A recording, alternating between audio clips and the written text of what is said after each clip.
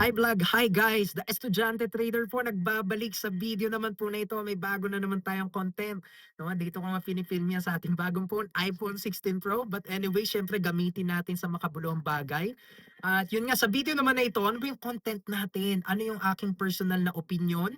Based on my, again, personal capacity, yung aking opinion, suggestion at impormasyon na may bibigay sa mga kababayan nating Pilipino sa pangmalawakang banning, no, or restrictions ng SEC sa mga global platforms, mga brokers, whether yan man ay sa crypto or sa forex. Okay? So once again, hindi po para disclaimer, hindi para pangunahan ng SEC no sa kanilang ginagawa. Ako din naman ay isang junior analyst at nag-exam tayo mismo sa SEC no. Nakapasa tayo ng certification examination diyan. So kaya alam ko din naman yung mga laws, rules and regulations.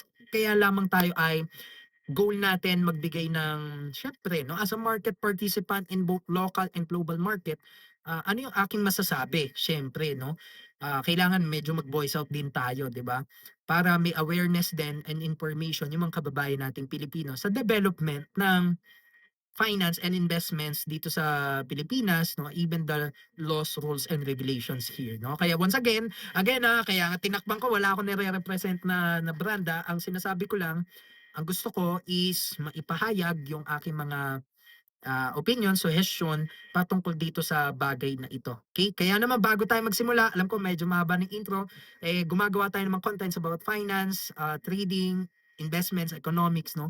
Para nang sa gayon, syempre, mas matuto pa yung mga kababayan nating Pilipino. Kaya naman mag-like ka na, mag-subscribe ka na, hit mo na yung notification bell button para nang sa gayon, lagi kang updated sa mga new contents natin. So again, simulan na po natin. Unang-una kasi guys, no? Again, personal opinion ko ito. Ang ginagawa kasi talaga nila, no? Ng ating regulatory body, no? They are trying to put people back, okay, on our local markets, on our local investments. Yan kasi ang napansin ko noon pa po, no? Way back 2022, 23, may mga bababalitaan na po tayong binaban, no? Na mga crypto exchanges, okay, when it comes to their operations para nga hindi makapenetrate dito sa Pilipinas, di ba po? So, doon pala medyo nagsimula no, yung paghigpit. No, kasi nga ang BSP at ang SEC actually may na mga nabubuo ng mga regulations yan way back 2017 pa nga yung uh, sometime in 2017 may BSP circular na actually no. So BAS pa yung tawag doon, Virtual Asset Service Providers, mga uh, regulations, okay? So ngayon, 'di ba?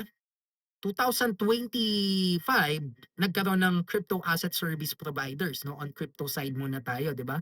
So nangyari, even the market education, the advertisement, the promotions of cryptocurrency sa ating mga content creators, yun nga, kaya nga hindi ako nakapag-content ng matagal no, ng mga nakaraang buwan, nung nakaraang taon when it comes to crypto, hinihigpitan nga po.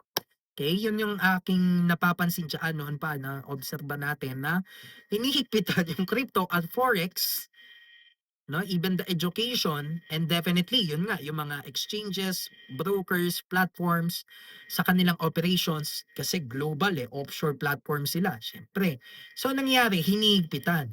Ngayon, ano ang napapansin ko? Niluluwagan ng alin? Philippine equities market. Hence the stock market, no? Philippine Stock Exchange, yung ating local market. Kasi bakit? After that, no, after the SEC memorandum on the crypto asset service providers, nagkaroon po ng SIMEPA, no? Uh, Capital Markets Efficiency Promotions Act. Ibig sabihin po nito na naglalayong bawasan ang taxes pagka magte-trade ka sa ating stock market, 'di ba? Pero ang punto ko nga guys, no, ito opinion niyo lang naman, no. Sa tingin niyo pagka kayo mag-active trading, 'di ba, yung magte-trade, 'di ba? Parang pag nagte-trade kayo yun nga sa gold or nagte-trade kayo sa US stocks, nagte-trade kayo sa crypto, kayo, no? Opinion lang naman, willing pa ba kayong parang bumalik, no, sa pag-active trading sa Philippine stock market? Sa akin, ang honest opinion ko diyan, Siguro ang PSE and other alternative investments here in the Philippines, yung mga local investment vehicles, I do think na pang medium term to long term, yun ang gagamitin ko. Okay na okay pa rin kung medium term to long term. Kasi nga po ang PSE 'no, in the past years po siyempre bumaba po yung kanilang, liquidity and also yung volatility and, makikita natin hindi naman nagsisinungaling po ang chart, the PSE has been downtrend ilang buwan na po 'no. So, actually last year pa, kasi nga nag-breakdown 'yan 'di ba sa 6,000 points, 6,000 level. So, ang nangyari, ngayon na lang ata may umaangat-angat. Pero ang point is, yung value turnover, so on so forth, willing pa ba kayong bumalik sa PSE? Yun ang tanong eh, no? For active trading. Kasi ako, for investing, yes. No? Hindi naman mawawala ang index eh. Hindi naman mawawala yung mga local consumer stocks eh, 'di ba? Yung mga kailangan. So, kaya again, yun yung they are trying to pull people pabalik sa local market, sa local investments, okay? Yun po ang nangyayari kasi nga ang nangyayari tina-tighten yung forex and crypto industry at ang nangyayari ini-ease 'no, to ease or ibig sabihin, pinapalawak 'no, and also niluluwagan yung equities market and also the other local alternative investments dito sa Pilipinas. So yun ang nakikita ko diyan. Kaya kung mapapansin natin, may rules 'no at may pagluluwag. So hinihigpitan yung isa, niluluwagan yung isa. Kaya yun ang mapapansin niyo po diyan sa kanilang mga moves 'no. So ngayon, anong pinaka-aking opinyon na lang dito at masasabi at suggestions 'no? Well, um yung pinakamasabi ko talaga diyan 'no, at least man lang siyempre may clear 'no, boundaries, limitations 'no. Hindi agad ban 'no, hindi agad restrictions 'no. Sa akin lang naman 'yun, again opinyon ko lang 'to 'no, hindi para pangunawa. Kumbaga sa akin lang is magkaroon muna ng malinaw, for example sa crypto 'no, medyo malawak pa yung may SEC memorandum 'di ba, on the CASP rules 'no.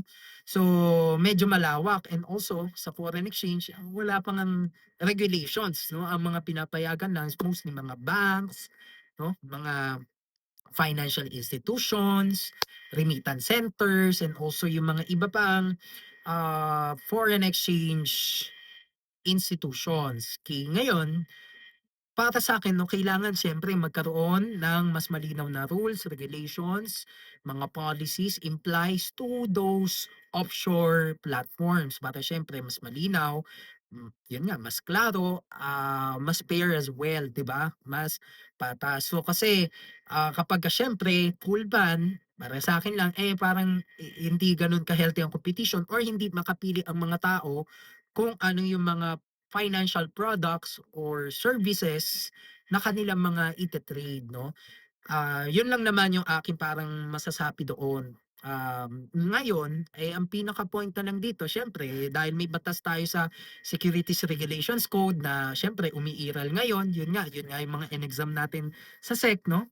Meron tayong mga batas tungkol sa investment companies, may mga batas tayo tungkol sa mga securities 'no or investments, gano'n talaga 'yun ang umiiral po ngayon 'no, which is sense 'di ba, hindi ka puwedeng mag-promote ng company or financial product or mag-solicit ng investment dahil 'yun nga, by the way 'no, I am a certified investment solicitor, pero again, wala pa akong mismong company na nire-represent as an investment solicitor na asset management or investment company sa Pilipinas, So again, I do not solicit investments from public, no? I just create contents or teach people on how to save, invest, or trade their money right, no? In the right manner and way, okay? So para lang malinaw. Pero again, yun yung sanang mangyari or development na maganap siyempre sa ngayon puro restrictions, puro banning, mapapansin natin sa crypto and